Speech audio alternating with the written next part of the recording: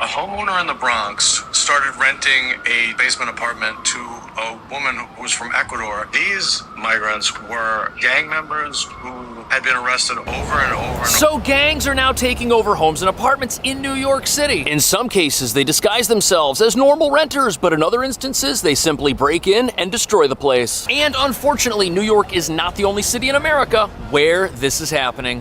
Some new video today shows that some are calling gang violence at an apartment complex in Aurora. We see men there entering an apartment building with several weapons, then busting down a door. A sergeant and two cops pull up to this house. They see a man pointing a gun down a driveway. They chase that man into a basement apartment and they make the arrest. And he's an asylum seeker. He's a migrant. They used this woman to get them in there, and once one of them was in there, it became like a clubhouse for 8 or 9 of the most dangerous people the landlord had ever been introduced to. You can see the windows are shattered out. There are things on the roof damaged. Fire officials on the scene tell us the spark was an extension cord that was charging multiple e-bikes. Now, they say this is a property, again, that home right in the middle, that is a problem for the community. They say they have seen people coming and going, and they say it was only a matter of time before this property caused a problem. And right now, even as we speak, a new migrant caravan is on its way to the U.S.-Mexico border. Those in the caravan say they want to cross into the U.S. before November's election. They weren't afraid of being arrested. They weren't afraid of anything. They knew nobody was going to do anything, so they just came back and set up shop like everything was everything.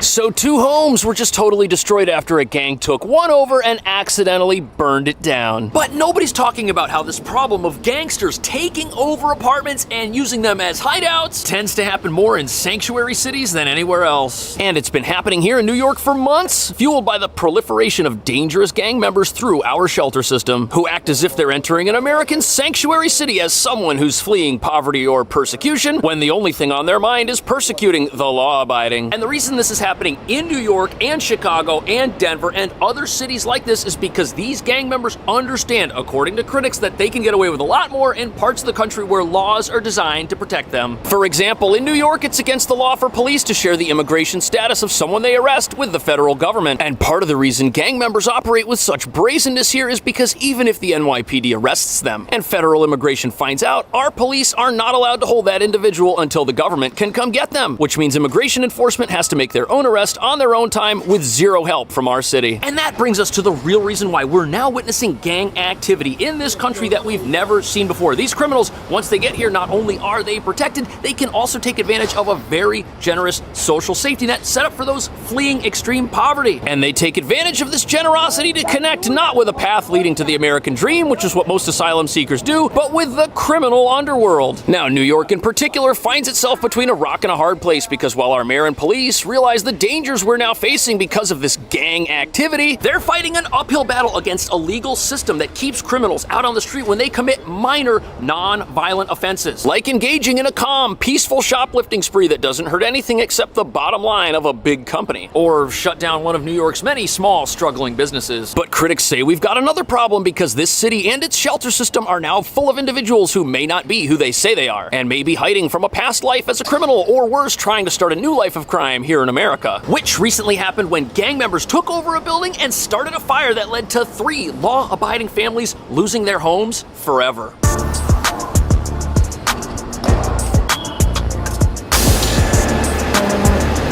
So, fires in New York City, that's nothing out of the ordinary. In fact, these guys put out about 24,000 of them every single year. But recently, the FDNY encountered a fire that was different from the norm, not because of what caused it, but because of who started it and how they did it. You can take a look at those 2 split homes right behind me there. You can see the windows are shattered out. There are things on the roof damaged. That is where the fire originated, and it all has to do with what was on the backyard of that property that we're going to give our viewers. So before we see the backyard of this place, it's important to understand who was inside this building illegally that started the fire to begin with. And the home in question is located in Marine Park, a very nice residential neighborhood, and it had been abandoned for a very long time, long enough that junkies were able to get inside and had been squatting there. But according to the New York Post, those junkies rented out the home or part of the home to asylum seekers who then moved in and were living there as well. Neighbors interviewed said problems had been happening at the home for a while and an unknown number of people were living inside of it. They claim there were fights started between between people living at the property and neighbors nearby. And what you have here is a critical mass of people living inside one particular property, doing things inside of it that are not exactly legal or safe, which is why it burned down. What was back there was a hoarding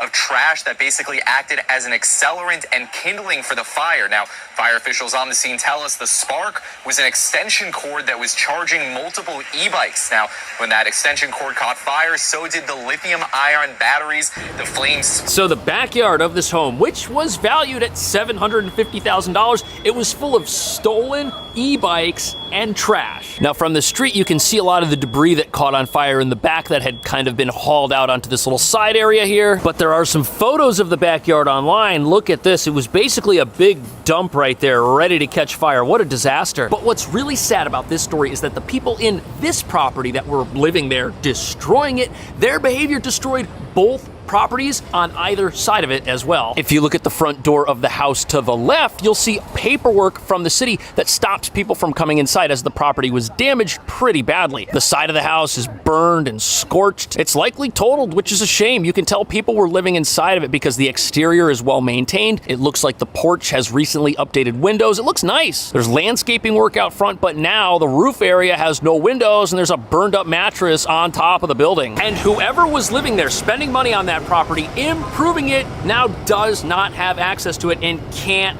live there. All because our city has a system in place that allows gang members to take over properties and do whatever they want inside of them. But sadly, this story gets even worse. This is a property, again, that home right in the middle where you can see the burns on the side, that is a problem for the community. And they say it was only a matter of time before this property caused a problem. That's what they say they were worried about, that they were reporting to every agency they could.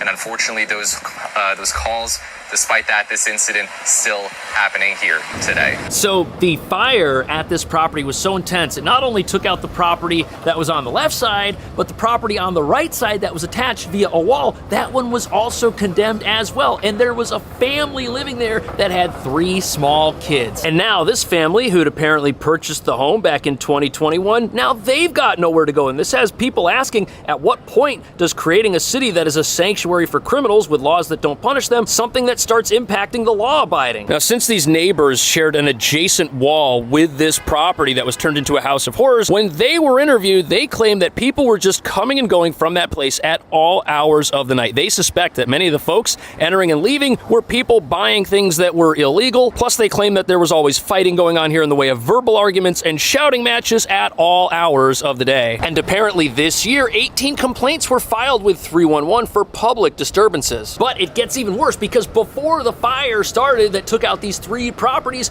police had been called to this place 15 times over the course of 2 weeks. That's twice a day. And nothing was done to remove these bad actors from a property they did not own. Plus, it reveals that this entire area was being terrorized by whatever was happening inside, yet nothing was being done about it. There were no laws to get these people out, and the only way they ended up leaving was when the place caught fire because of the dangerous conditions inside of it. But sadly, the tragic tale that we have at this property isn't the only one that's taken place in New York recently. And many observers say that the rising gang violence that started here first should have been a warning to the rest of the country as to what was coming. 2 cities and towns that have laws that seem deliberately designed to protect bad actors and help them live lives of crime.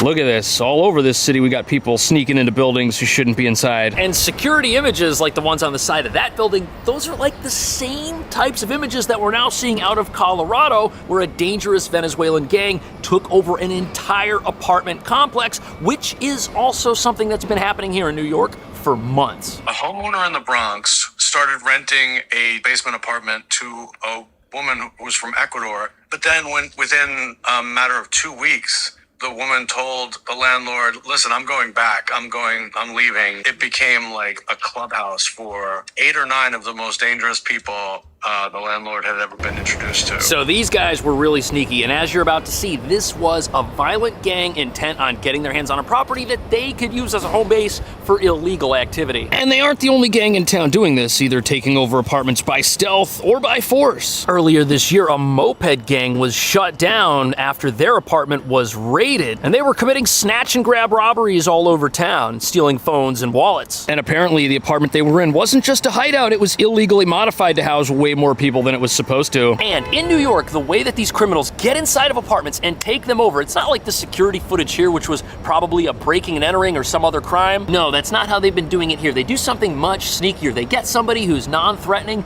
maybe a woman who then rents the apartment herself and invites everybody else over after as roommates or family members, effectively sneaking them in. And when you learn about the people that this woman snuck into this home that was taken over, you'll realize why she couldn't tell the landlord who they were. Or at least who they really were. These migrants were gang members who had been arrested over and over and over again. In fact, 4 of them were detained in Texas. They were set for deportation and they were re-released into America. So these guys, they were essentially fugitives. They were in custody, but then I guess accidentally released because of overcrowding at a facility in Texas, and then they made their way to New York. A sanctuary city which, like many in America, won't turn anyone over to federal immigration authorities after making an arrest. That protection essentially allowed these criminals to live normal lives while committing crime, and apparently they were selling weapons and other contraband out of the apartment they had taken over, knowing that if the apartment they were living in was ever raided, they wouldn't face justice different from anybody who was officially here with permanent residence in the United States. But their lack of fear of local law enforcement went much further than that, because apparently they were using this apartment not only as a place to commit crime, but they had also stopped paying rent to their landlord, so they were living there for free, which is what caused him to get the authorities involved. They probably could have stayed had they paid their rent, and the landlord probably would have kept his mouth shut because he was getting paid, revealing just how easy it is for criminals to come here and set up shop. Yet just like our house fire in Brooklyn that evicted neighbors with families who'd done nothing wrong, these guys were so out of control that they were terrorizing the entire community in which they lived. And it took an event almost as tragic as a fire destroying people's homes and making them homeless to start the cycle that would eventually lead to these gangsters getting removed from the property they'd stolen. Police were called because someone was out in the street threatening another person. Cops came.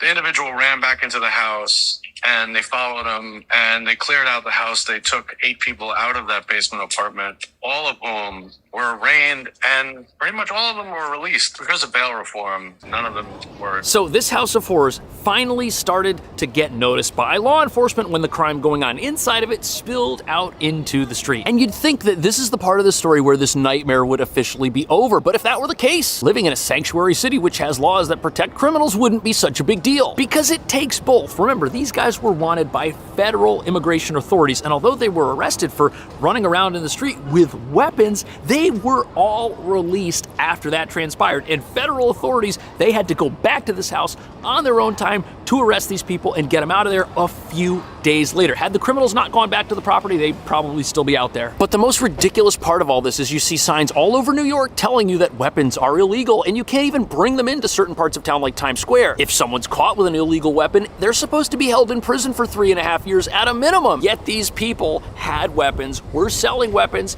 and they weren't even put in jail because of it. That's crazy. And critics say this should have been a wake-up call for other cities like New York and other parts of the country. These squatters were so relentless that they just came back the next day. They weren't afraid of being arrested. They weren't afraid of anything. They knew nobody was going to do anything, so they just came back and set up shop like everything was everything. So with all of this going on in New York City for months, you've got to wonder what folks in other parts of the country were thinking when they read about this stuff. Did they really think that the same people intent on committing the same types of crimes and growing their criminal gang operations wouldn't try to do the same thing in a place like Colorado? Because it looks like that's exactly what's happening right now, with one gang taking over an entire apartment complex and evicting the residents who live there. And things there are following a similar pattern as they do in New York, where the crime that we allow spills out into the suburbs and surrounding parts of the East Coast. And tell me if this sounds familiar. You've got people getting arrested in Denver who were wanted in other parts of the country for committing other crimes, yet fled there because they knew they'd be protected. Now look, sanctuary cities, they aren't the only cities in America not immune to the presence of gang members who've snuck into America under the guise of seeking asylum. But the reason things are so much worse in a sanctuary city like New York, for example, is because of our other progressive laws that protect criminals when they do things that are wrong. And what's crazy to think about is that the amount of criminal activity taking place in New York would look very different if we actually enforced the laws that we have on the books. And the problem of criminals coming here to evade federal immigration authorities